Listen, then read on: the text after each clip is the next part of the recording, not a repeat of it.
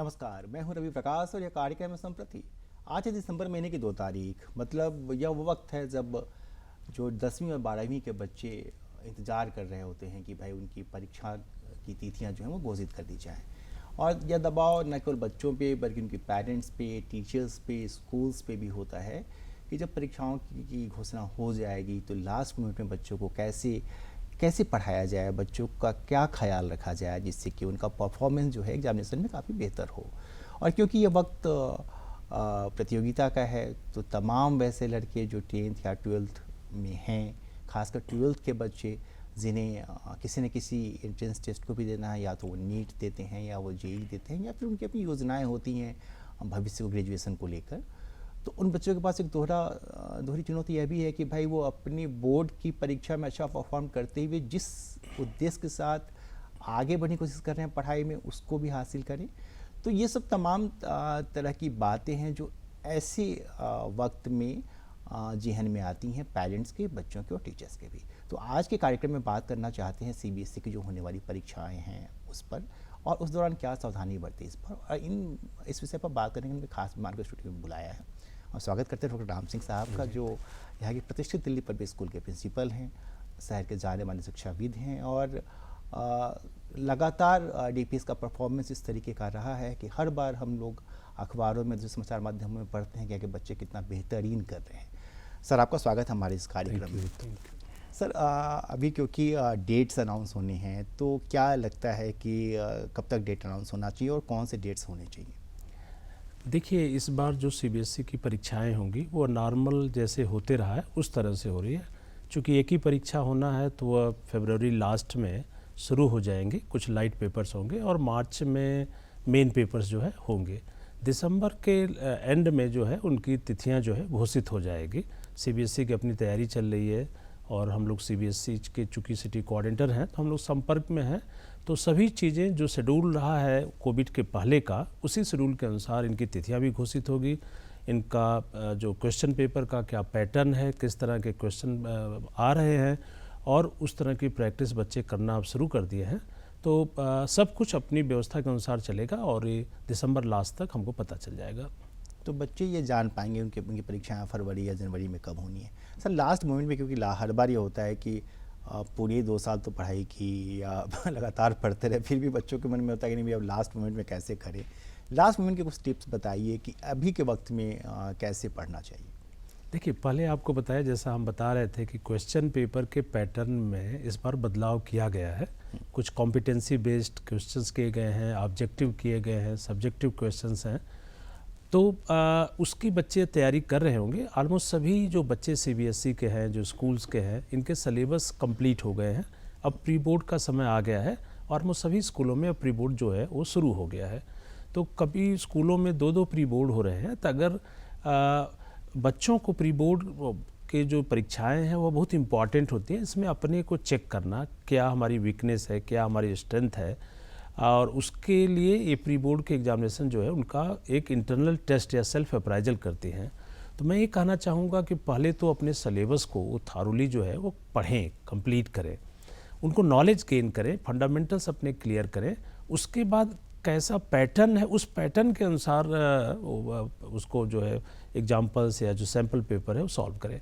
कई बार देखा गया है कि बच्चे को नॉलेज है बट वो क्वेश्चन को उस तरह से कर नहीं पा रहा है या क्वेश्चन को समझ नहीं पा रहा है, क्या पूछा गया है उस तरह से लिख नहीं पा रहा है। तो नॉलेज के बावजूद प्रेजेंटेशन के अभाव में या क्वेश्चन आंसर नहीं ज़्यादा प्रैक्टिस किया है तो बच्चों का मार्क्स या परफॉर्मेंस कम हो जाता है। कभी कभी बच्चे एक्सपेक्टेड रहते हैं कि टॉपर होगा, इसका 98+ होगा, बट उनका नीचे आ जाता है। तो वही कारण है, पहले तो थॉरली पढ़ें, हर चैप्टर को, हर टॉपिक को पढ़ें। उसके बाद किस तरह के क्वेश्चन पूछे जाएंगे उस क्वेश्चन के अनुसार जो है उसकी वो प्रैक्टिस करें। तो हमको लगता है कि वो जो है अच्छा कर सकते हैं।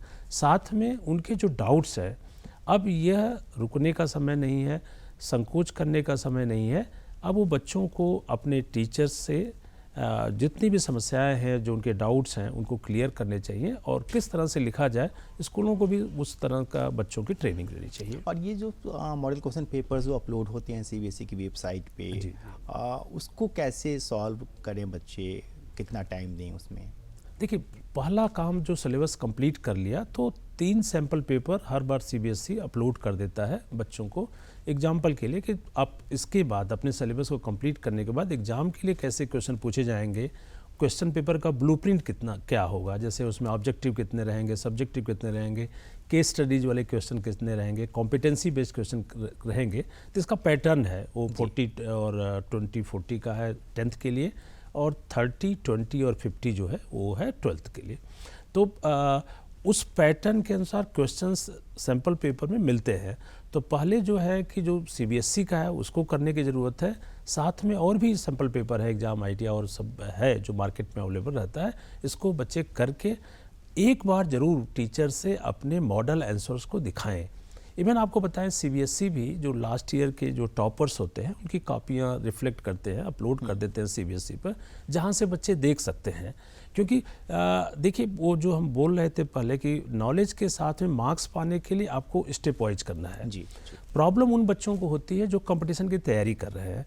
कंपटीशन में सेम सिलेबस होता है लेकिन उनका पैटर्न अलग होता है। वहाँ कितना क्विक कर लिए, टाइम मैनेजमेंट ज़्यादा इंपॉर्टेंट हो जाता है। शॉर्ट मेथड से एक क्वेश्चन को हम 1 मिनट में कर रहे हैं, एक क्वेश्चन को 5 मिनट में कर रहे हैं, तो 1 मिनट वाला हमेशा बेनिफिट में रहता है।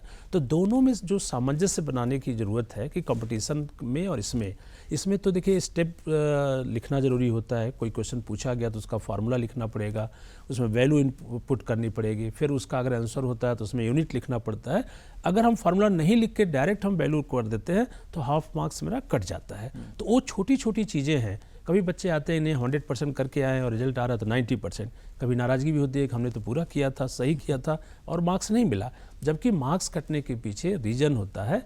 तो उस डिफ्रेंसिएशन को, दोनों में जो अंतर है बोर्ड के एग्जामिनेशन का, राइटिंग का और जो कंपटीशन का है, उसके अंतर को समझना होगा और बोर्ड के मार्किंग स्कीम के अनुसार, ब्लूप्रिंट के अनुसार उनको लिखना पड़ेगा, तैयारी करना पड़ेगा। उन्हें ये डिफ्रेंशिएशन करके बोर्ड लिखते वक्त उसका ख्याल रखें, और जब वो नीट या जेई के लिए जा रहे हैं तो फिर वो उसका ख्याल रखें कि वो टाइम मैनेजमेंट जी को अपना। देखिए कितना शॉर्टेस्ट मेथड से कंपटीशन में बच्चे आंसर पहुंच जाते हैं, वो इम्पॉर्टेंट है। लेकिन यहाँ पर डेलिब्रेशन देखा जाएगा। आपका फर्स्ट स्टेप लिखा गया, सेकंड हुआ, हर स्टेप के लिए मार्क्स होता है। अगर किसी स्टेप को आप जंप कर दिए जो कंपटीशन के हैबिट के कारण या उसी तरह के प्रैक्टिस करने के कारण, तो आपको उसका मार्क्स नहीं मिलता है। ये तो देखिए एज ए प्रिंसिपल हम लोग देखते हैं, हमारे यहाँ बच्चे आईटी में टॉप कर रहा है बट यहाँ उसका परसेंटेज थोड़ा मार्क्स जो है डाउन है। ऐसा नहीं कि उसको नॉलेज नहीं है, वो चूँकि इतना फोकस कंपटीशन में हो गया कि कहीं कहीं स्टेप जो है जंप कर जाते हैं, शॉर्ट मेथड अप्लाई कर देते हैं, तो उसके कारण उनका वो मार्क्स थोड़ा कट जाता है। तो ज़रूरी नहीं है कि जो आईटी का टॉपर हो या जेई नीट का जो टॉपर हो वह सीबीएसई का भी टॉपर हो, तो मार्क्स दोनों में अंतर हो जाते हैं। कई दफ़ा हम लोग देखते हैं कि जो इंडिया टॉपर है सीबीएसई में उसका परफॉर्मेंस उतना बेटर नहीं है। सर ये मैं सवाल पूछता ही था, आपने अच्छे से एक्सप्लेन कर दिया पहले ही। तो ऐसे बच्चों को जो नीट या जेई की तैयारी कर रहे हैं, उनको परीक्षा के 2 दिन पहले या 1 दिन पहले फोकस्ड होकर बोर्ड वाली टेक्निक्स पे काम करना चाहिए ताकि वो लिख पाएँ। देखिए ये आज की डेट में समस्या भी आप कह सकते हैं, लेकिन एक स्किल भी है कि दोनों चीज़ों को कैसे मैनेज करें। और आप जानते हैं बड़े कोचिंग भी चल रहे हैं, उधर भी बच्चे जाते हैं, स्कूल भी जाते हैं, दोनों जगह अलग अलग सब टॉपिक पढ़ाया जाता है, तो बच्चे बड़े परेशान रहते हैं और ये समस्या हर जगह की है बच्चों के लिए। अब इस समय जो टाइम मैनेजमेंट जिसका ठीक रहेगा और जो थोड़े पहले तैयारी शुरू कर देते हैं, कई बार देखते हैं हम 9th-10th में बच्चे हैं, थोड़े 11 की जो फंडामेंटल्स हैं, जो बेसिक हैं, वो शुरू कर देते हैं, वो थोड़ा अपर हेड रहते हैं, थोड़ा सा आगे रहते हैं। तो इसमें दोनों के बीच में जो सामंजस्य बैठा पाएगा वही सुकून से दोनों में अच्छा कर पाएगा। अदरवाइज कई बार देखेंगे बच्चों में बड़ा टेंशन रहता है कि कैसे सीबीएसई का करें, कैसे उसका करें। फिलहाल आपको बताएं कि ये जो मंथ है दिसंबर और जनवरी का है, अब धीरे धीरे बोर्ड की तरफ बच्चों को लौट आना पड़ेगा। अभी वो काफ़ी टाइम दे दिए हैं और कंपटीशन के लिए दिया है, लेकिन 2 महीने कंप्लीट बच्चों को चाहिए बोर्ड की तैयारी करने के लिए। तो 10-15 दिसंबर के बाद जो है उनको लौटना पड़ेगा। एक और आपको चीज़ बताएं, इसी में अभी हम कुछ बच्चों से बात कर रहे थे, उनका फ़ोन आया था कि अभी क्लैट का एग्ज़ाम हो रहा है। कॉमर्स और ह्यूमैनिटी के जो बच्चे हैं, क्लैट का शायद 18 को एग्ज़ाम इसी बीच में है दिसंबर में। अब प्री बोर्ड चल रहा है, तो फिर दोनों को कैसे मैनेज करें, वो रिक्वेस्ट करें यहाँ से करें। तो जब ऐसी समस्याएं आती हैं तो स्कूल का सहयोग, स्कूल का गाइडेंस, टीचर्स का बहुत ज़रूरी होता है। और अब जो है वह बोर्ड का उनके पास नॉलेज है, उनको केवल प्रैक्टिस करने की ज़रूरत है, मॉडल आंसर्स देखने की ज़रूरत है, स्टेप वाइज लिखने की ज़रूरत है और वो बोर्ड का तैयारी इस तरह से कर लें। जी, आप डाउट्स की बात कर रहे थे, डाउट्स क्लियर करने की, और मतलब जब स्कूल्स नहीं चल रहे होते हैं तो डाउट्स को लेकर बच्चों में परेशानी होती है कि भाई इस वक्त अब हमारी 12 बजे रात को दिक्कत होगी तो क्या करें। इंटरनेट जो आया है सर, इंटरनेट से तो हालांकि मोस्ट ऑफ द बच्चे जो हैं वो उसका काफ़ी अच्छा इस्तेमाल कर रहे हैं और उससे उनकी पढ़ाई में फ़ायदा हुआ है, फिर भी इंटरनेट कितना डिस्ट्रैक्शन पैदा करता है या इंटरनेट से कितनी सुविधाएँ मिली हैं पढ़ाई में बच्चों को? देखिए, ज़रूर है कि इंटरनेट बहुत सुविधा दिया है बच्चों को, लेकिन हम लोग जब कोविड के बाद लौटे तो अब बच्चों में जो चेंजेस देखने को मिल रहा है ये बड़ा अलार्मिंग है। बच्चों की जो रीडिंग हैबिट्स है वो थोड़ी डाउन हो गई, कम हो गई है, कंसंट्रेशन कम हुआ है, बच्चे इरिटेट ज़्यादा हो रहे हैं, बच्चे टॉकेटिव ज़्यादा हो गए हैं, फिजिकली फिट नहीं है। हम लोग छोटी छोटी एक्टिविटी जो पर्सनालिटी डेवलपमेंट्स के स्कूल में कराते हैं, स्पोर्ट्स करा रहे हैं, तो हम लोग देख रहे हैं बच्चे जल्दी थक जा रहे हैं और बच्चों की जो रीडिंग हैबिट्स है वो बहुत कम हो गई है और जो एक डिस्कशन, अंडरस्टैंडिंग का ज़रूरत प्रति थी वो सब कम हुआ है। तो पहली चीज़ आपको बताएं, इंटरनेट से अब हम डिनाई नहीं कर सकते, बच्चों को दूर नहीं रख सकते, लेकिन बच्चों को, पेरेंट्स को या स्कूल को भी ये सोचना होगा कि सभी जानकारी जो इंटरनेट पर है वही सही नहीं है। सबसे बड़ा प्रॉब्लम आ रहा है कि इतने मटेरियल्स अपलोड कर दिए गए हैं और उसको अपडेट नहीं हो पा रहे हैं। कई बार जब चेंजेज आ रहे हैं उतने क्विकली जो है वो अपडेट नहीं हो पा रहे हैं। तो इससे कभी कभी वो जो जानकारी अगर हम अपने एग्जामिनेशन के लिए इंटरनेट का सहयोग ले रहे हैं तो वह कभी खतरनाक भी हो सकता है कि हमको अपडेटेड जानकारी न मिले और हम उसको न कर पाए।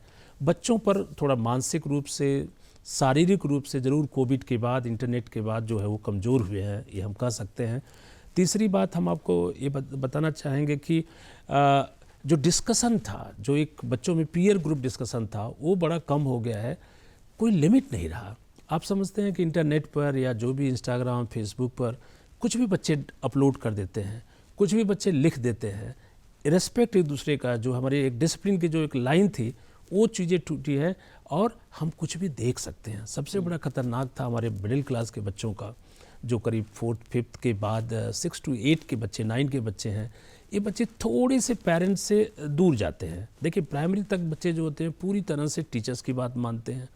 उसके बाद 6 to 8 वाले बच्चे जो है थोड़ी इंडिपेंडेंसी चाहते हैं, वो अपना राइट की बात करते हैं या कुछ खोजते हैं, अपने से स्ट्रगल करता है। तो ऐसे बच्चे कुछ ऐसी चीज़ों तक पहुंच गए थे और जहां से उनको वापस लाना उन जानकारी से या उन वीडियो से दूर करना थोड़ा हम लोगों को मुश्किल लग रहा था। निसंदेह जो इंटरनेट है वो ज़रूरी है, लेकिन उसकी अपनी एक गाइडलाइंस होनी चाहिए, कहाँ तक यूज करना है, कितना यूज करना है, कितने घंटे यूज करना है। रात में बच्चे अकेले में पढ़ते हैं, पेरेंट्स के साथ नहीं होते हैं, उस समय वो क्या कर रहे हैं इसको वॉच करना ज़रूरी था, क्योंकि हमने देखा है बहुत बच्चों के बहुत से गलत आदतें भी, लत भी पड़ा था और उसमें जो पेरेंट्स हैं वो बड़े परेशान भी हुए थे। पेरेंट्स को की भूमिका की बात जब होती है तो कई बार बच्चों में स्ट्रेस भी होता है कि एग्ज़ाम है, फिर ये है, पेरेंट्स की आकांक्षाओं को पूरा करना है, टीचर की अपनी आकांक्षा है कि हमें परफॉर्म करना है, तो उनका मेंटल हेल्थ कितना प्रभावित होता है और वैसी स्थिति में आप लोग फिर किस तरीके से काउंसलिंग करते हैं, बच्चों को क्या सिखाते हैं कि वो ठीक रह पाए? देखिए, आज के समय हम आपको ये कह सकते हैं और बच्चों की काउंसलिंग से ज़्यादा आजकल पेरेंट्स और टीचर की काउंसलिंग की ज़रूरत है।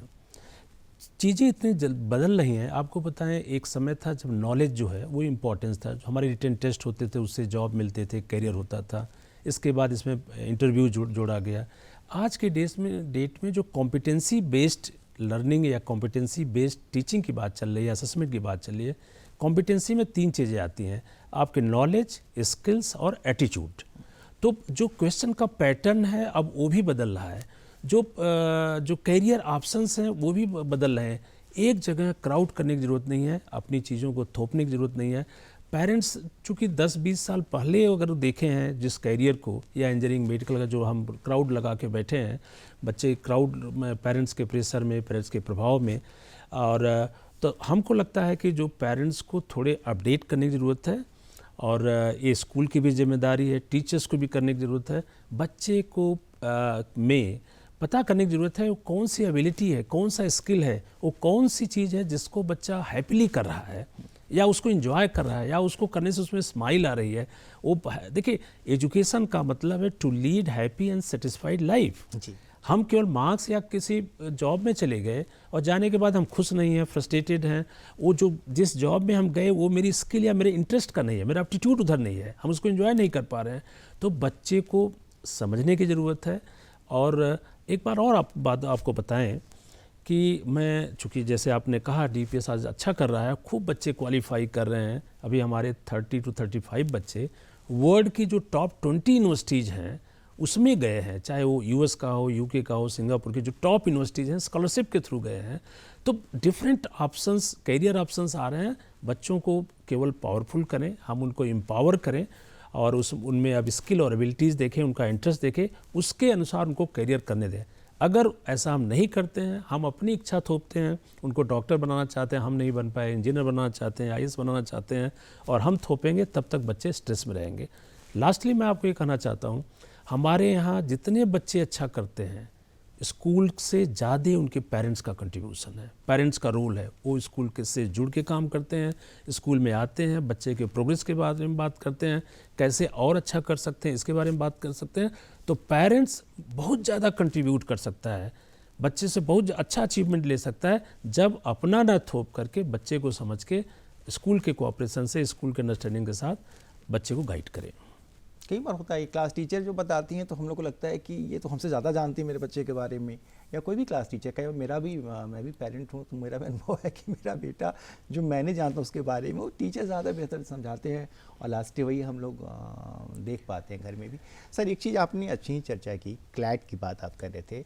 जो लड़के मेंस JEE में चले गए या जिन्होंने नीट की तैयारी की, या अपनी मर्जी से या थोपने की वजह से भी, लेकिन एक ऐसा मतलब एक ऐसा सेक्शन भी है जो चाहता है, जिन बच्चों का जो कहते हैं कि नहीं भाई हमें मेडिकल और हमें इंजीनियरिंग के चक्कर में नहीं पढ़ना है, क्लैट भी एक ऑप्शन है, आर्ट्स भी एक अच्छा सब्जेक्ट है जिसमें जाके आप बाद में बहुत बहुत बेहतरीन कर सकते हो। और अब तो इस तरह की खबरें आती हैं जॉब्स में कि कई आर्ट्स के सेक्शन के बच्चों ने काफ़ी अच्छा परफॉर्म किया है।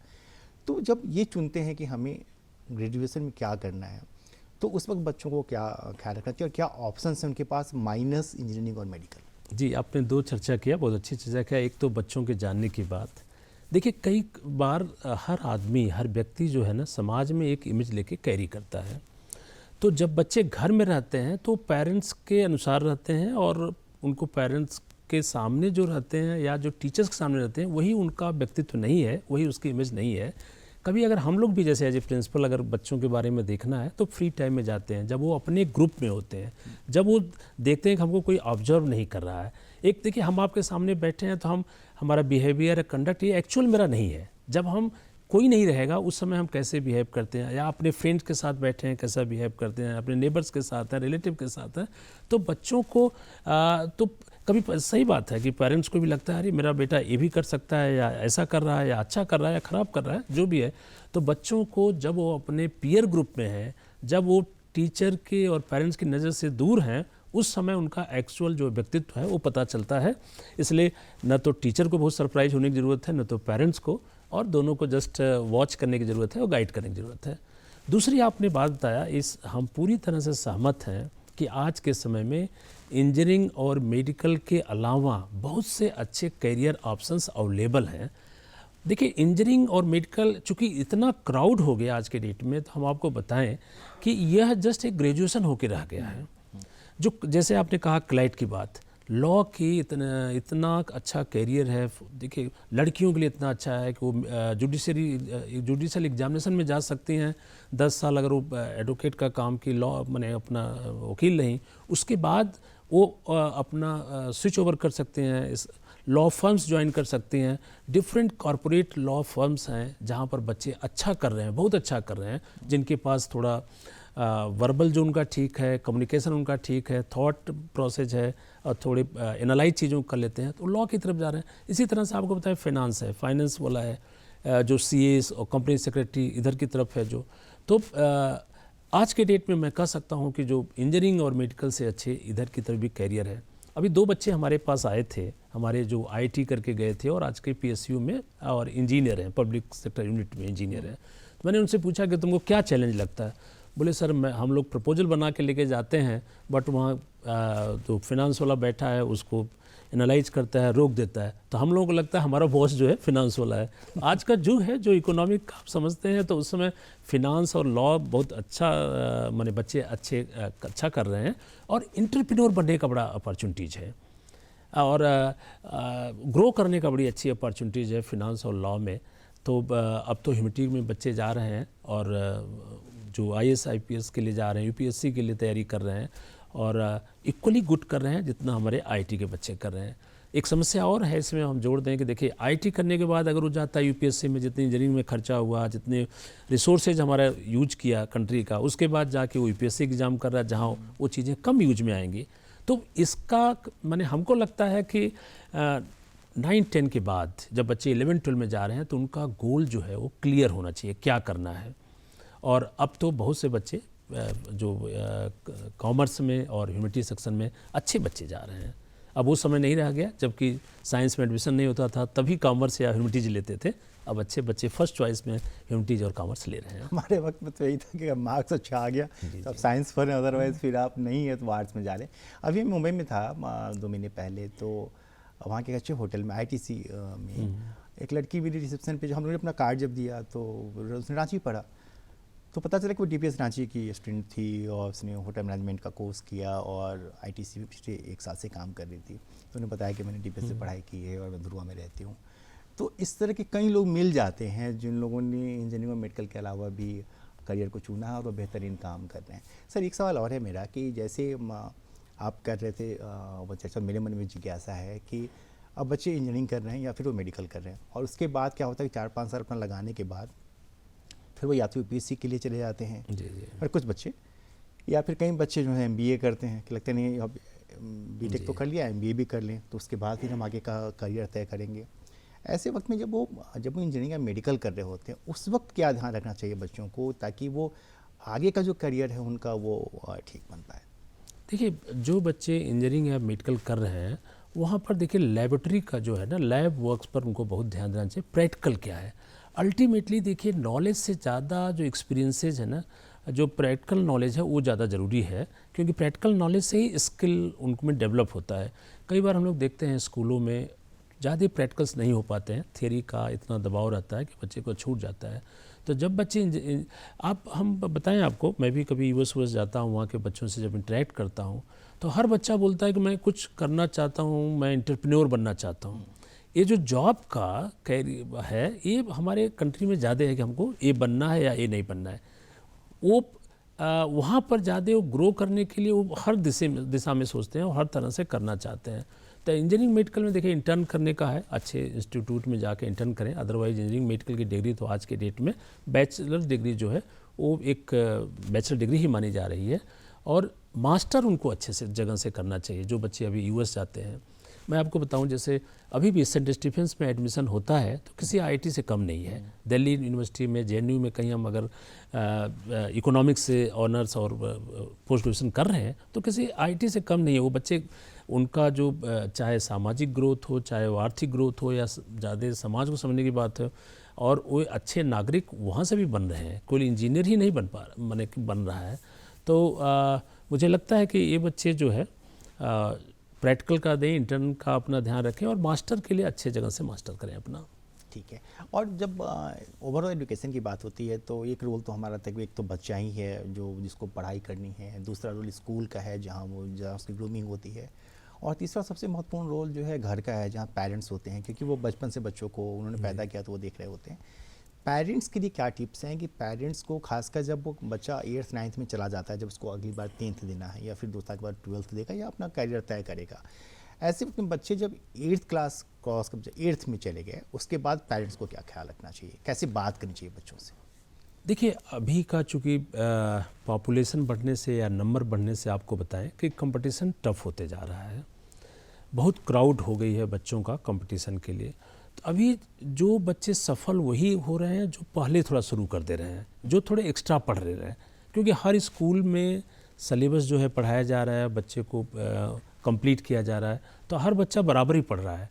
कौन बच्चा सफल होगा? जो दूसरों से पहले शुरू कर देगा पढ़ने, जो दूसरों से थोड़ा ज़्यादा पढ़ लेगा। तो सबसे बड़ी ज़रूरी है कि देखिए, पहले हम लोग थे जब छोटे थे तो प्रिपरेशन 12th के बाद इंजीनियरिंग का करते थे, फिर आया कि 11 से शुरू करेंगे, फिर आया 9 से शुरू करेंगे। लेकिन अब जो है वो 6-7 से बच्चे को अगर हमको जो बनाना है उस रास्ते पर ले जाना शुरू करेगा। हम नहीं करेंगे कि 7 के बच्चे को 10 का पढ़ाइए या 9 का पढ़ाइए, बट टॉपिक्स ऑलमोस्ट सेम होती हैं। उसको उस तरह का गाइडेंस जो है बच्चों को वो देना पड़ेगा कि जैसे कि बच्चे अपनी तैयारी कर लें या दूसरों से पहले जो है अपने को तैयार हो जाए। अब हमारे कार्यक्रम में सिर्फ 1 मिनट का वक्त है, तो मेरा कोई सवाल नहीं है। कुछ वैसी चीज़ जो आप बताना चाहते हो, मैंने पूछा ही नहीं हुआ आपसे, तो प्लीज़ बताइए। देखिए, मैं पेरेंट्स के लिए ये बोलना चाहूँगा कि देखिए, आज के डेट में हम स्कूलों में भेजते हैं बच्चों को एजुकेट करने के लिए। तो बच्चों का जो असेसमेंट है केवल उनके मार्क्स के आधार पर ना करें, केवल एकेडमिक के आधार पर ना करें, क्योंकि स्कूल जो है वो जगह है बच्चों को उनकी पर्सनालिटी के लिए, उनके कम्युनिकेशन ग्रोथ के लिए, उनके अच्छी आदतों के लिए, अच्छे व्यवहार के लिए बच्चों का जो असेसमेंट है उस आधार पर करें। बच्चों को कोई कुछ टैग ना दें, अच्छा या ख़राब ना बनाएं। हर बच्चा यूनिक है और इस नेचर का एक अच्छा सा फ्लावर है, अच्छी सी कली है, उसको खिलने दें।